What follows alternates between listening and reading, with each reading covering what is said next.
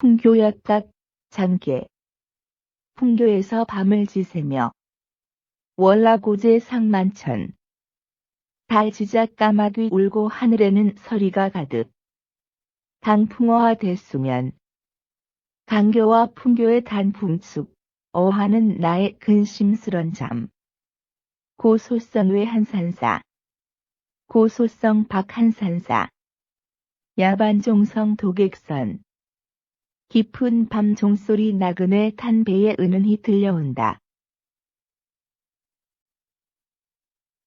감상일 오세주 작자 장교는 이 작품 한 편으로 작품적 수준에 있어서 당시의 최고 시인인 이백과 두보와 동료라는 평을 받았다.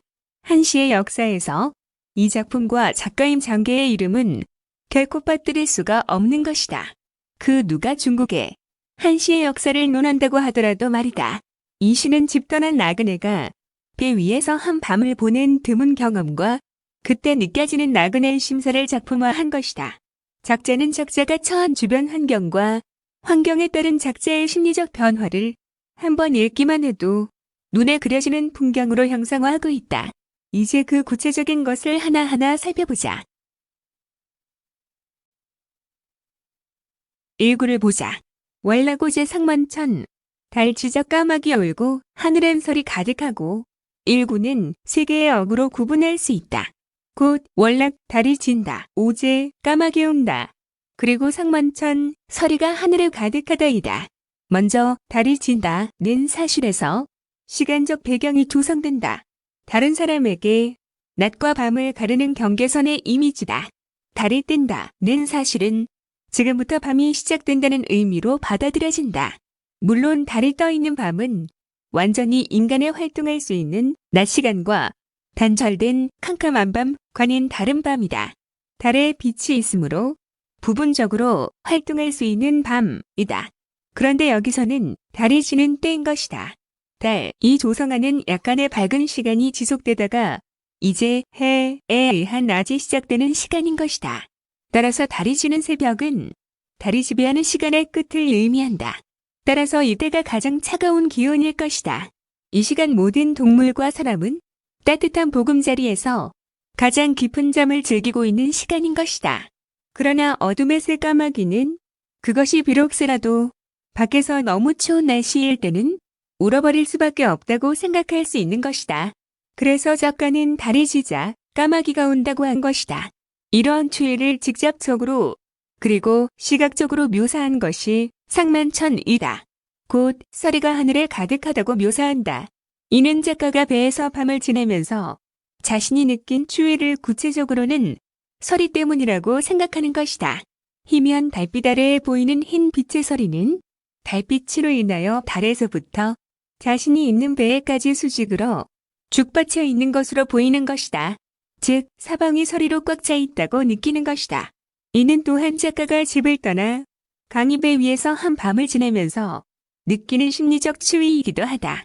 이와 같은 장치를 통해 작가는 삭막하고 쓸쓸한 강변의 가을밤 분위기를 조성하고 있는 것이다. 단 7개의 글자로 말이다.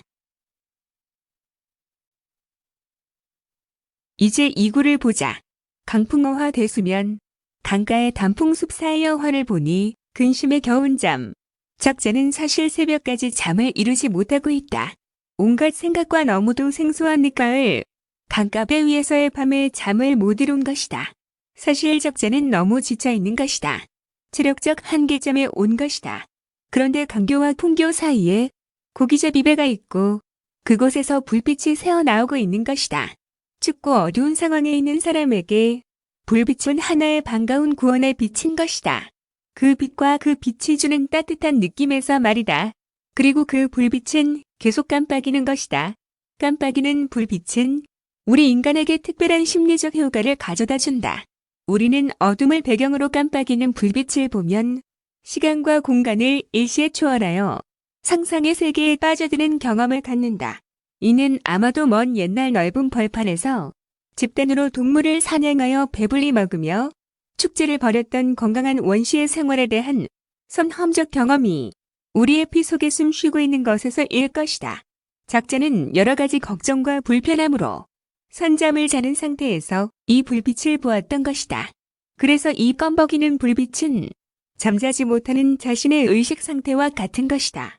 즉, 고기잡이 배의 깜빡이는 불은 수심으로 선잠자는 나그네인 작가 자신인 것이다. 이 둘은 대응되는 것이다. 여기서 대는 본다는 뜻과 대응되어 있다는 뜻이 함께 있는 것이다. 특히 대의 뜻이 대응되어 있다는 뜻으로 사용될 때, 작자의 심리적인 면까지 시각화하는 효과를 내고 있는 것이다. 3. 사고를 보자. 고소성의 함산사. 고소성박 한산사에선 야반종성 독익선, 밤 깊어 종소리 은은히 나그네 탄배까지 들린다. 이렇게 선잠 상태에 머물고 있는 작가의 귀에 어디선가에서 종소리가 은은히 들려오는 것이 아닌가. 모두가 잠든 정적 속에서 분명하게 들려오는 소리는 어디서 나는 소리일까? 그곳은 바로 유명한 절인 한산사였다. 여기서 우리는 밤이 주는 완전한 정적을 작가 장계가 지은 이 시를 통해서 경험하는 것이다. 이때 들리는 그 소리는 어떠한 느낌이 들었을까를 생각하면서 말이다. 이 종소리는 스님들의 잠을 깨우는 종소리다. 수도자인 스님들에게 하루 수행의 시작을 알리는 종소리인 것이다. 결국 작자는 하루 온 밤을 잠자지 못한 것이다. 늦가을 강가배 위에서라는 달라진 환경과 집단한 나그네의 외롭고 근심스런 심사에서 인간은 결코 편안할 수 없는 것이다. 이 시는 작가의 뛰어난 시적 기교로 어느 늦가을 강가배 위에서의 한밤이라는 일반인이 체험하기 어려운 경험을 성공적으로 형상화함으로써 작가의 특별한 경험과 느낌을 우리 모두에게 시대를 초월하여 전해주고 있는 것이다. 그래서 이 시는 명작인 것이다.